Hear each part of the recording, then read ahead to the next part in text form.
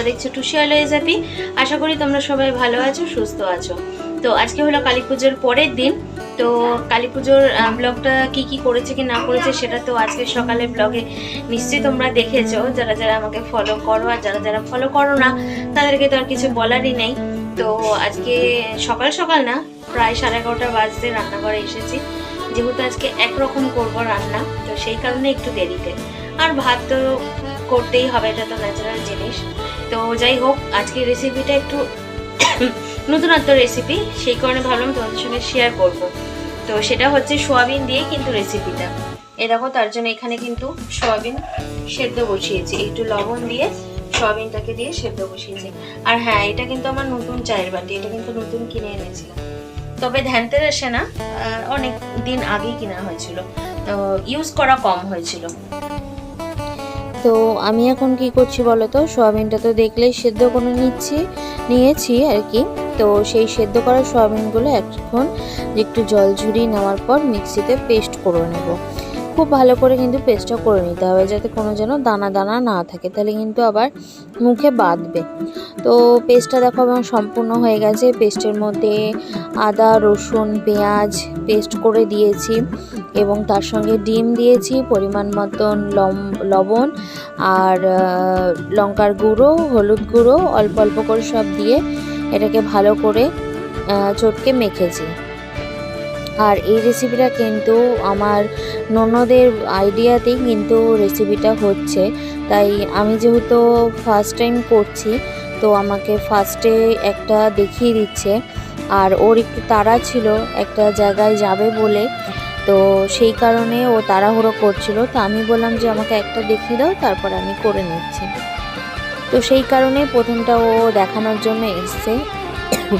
তো যেটা একটা যে পেস্টটা যে তৈরি হলো, মশলা দিয়ে সমস্ত কিছু মাখিয়ে যেটা একটা তৈরি হলো, সেই জিনিসটাকে এরকম একটা ফ্রাই প্যানে অল্প করে তেল দিয়ে সেটাকে একটু হালকা আঁচে এটাকে একটু ভাজা ভাজা করতে হবে। তো আমার সেই ফ্রাই প্যানটা নেই, মানে যেগুলো একটু কম লেন্থের থাকে, আমারটা একটু বেশি উঁচু, তো সেই কারণে উল্টাতে গিয়ে ভীষণ সমস্যা হয়েছিল। তাই তোমরা যদি এরকম তরকারিটা করতে চাও, তো মানে সোয়াবিনের ডালনার মতন, তাহলে কিন্তু অবশ্যই ওই ফ্রাই প্যানে বা তাওয়াতে করবে। যে বুদ্ধিটা পরে এসছিল মাথায়, পরবর্তী সময়ে করার সময় আমি কিন্তু তাওয়াতেই করেছিলাম, তাহলে কিন্তু উল্টাতে কিন্তু ভীষণ একটা সুবিধা হচ্ছিল, আর এটাতে কিন্তু ভীষণ অসুবিধা হচ্ছিল উল্টানোর সময়, যেহেতু ধরো দুপিঠটাই ভাজতে হবে। আর আমার ননদ দেখো সাইডেরটাও খুব সুন্দর করে রাউন্ড শেপ করে দিল, তাহলে কাটলে পরে সুন্দর লাগবে বলে। ঠিক আছে, এরকমভাবে চেপে চেপে সুন্দর করে রাউন্ড শেপ করে দিল।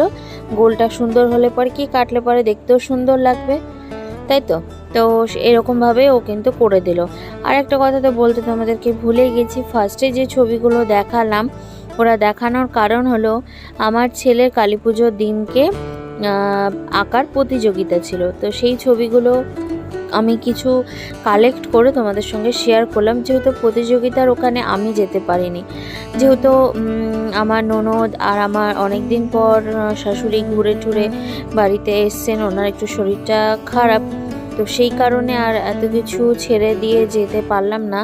তো আমার বাপের বাড়ির কাছাকাছি হচ্ছিল বলে ওর বাবার সঙ্গে পাঠিয়ে দিয়েছি, আবার ওর বাবাই নিয়ে চলে এসছেন। তো এখানে আমি যেটা দেখাচ্ছি দেখো, যেটা প্রথমে করেছিলাম সেটা কিন্তু একটু পুড়ে গেছে, উল্টানোতে একটু দেরি হয়ে গেছিলো, আর যেটা পরে করেছি সেটা কিন্তু খুব সুন্দর হয়েছে। আর দেখো আমি বরফি স্টাইলেও কিন্তু কেটে নিয়েছি। নিশ্চয়ই তোমরা বুঝতে পারছো কোনটা বেশি ভালো হয়েছে, প্রথমেরটা না সেকেন্ডেরটা কিন্তু তাওয়াতে করেছিলাম, তার জন্য কিন্তু সুন্দর হয়েছে।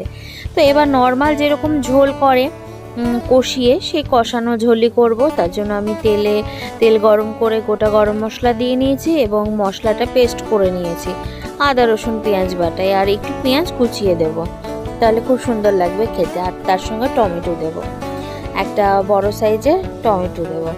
তো সেই কারণে দেখো পেঁয়াজটাকে ভেজে নিচ্ছি, ভেজে নেওয়ার পর মশলাটা দিয়ে কষাবো। তো সমস্ত কিছু কমপ্লিট করার পরে আবার মাঝখানে তোমাদেরকে দেখাতে পারিনি, কেন জানো তো আমাদের বাড়িতে একটু অতিথি এসেছিলো, সেই কারণে আর দেখাতে পারিনি। তো বলছি সেই ক্লিপটাও তোমাদেরকে দেখাবো।